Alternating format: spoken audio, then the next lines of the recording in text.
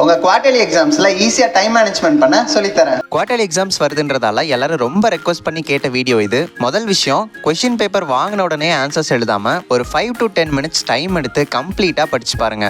உங்களுக்கு ரொம்ப தெரிஞ்ச கொஸ்டின்ஸோ இல்ல படிச்சது வந்திருந்தாவோ டிக் பண்ணிடாதீங்க. ஜஸ்ட் அந்த ஒரு கொஸ்டின் பக்கத்துல டாட் வச்சுக்கோங்க. இப்போ உங்களுக்கு ஒரு டைம் டிவிஷன் ஃபார்முலா சொல்லி தரேன். அதுக்கு முன்னாடி இதே மாதிரி நிறைய யூஸ்ஃபுல்லான வீடியோஸ் நம்ம சேனல்ல இருக்கு, மறக்காம சப்ஸ்கிரைப் பண்ணிக்கோங்க. காமனா நம்மளோட எக்ஸாம்ஸ் எல்லாமே 3 ஹார்ஸ் நடக்கும். அதுல முதல் 10 நிமிஷம் கொஸ்டின் பேப்பர் ரீட் பண்றதுக்காக வச்சுக்கோங்க. அடுத்தது 150 மினிட்ஸ் நீங்க ஆன்சர்ஸ் எழுத பிளான் பண்ணிக்கோங்க. லாஸ்ட் 10 மினிட்ஸ் லைன் ஸ்ட்ரா பண்றதுக்கு இல்ல ரிவைஸ் பண்றதுக்காக வச்சுக்கோங்க.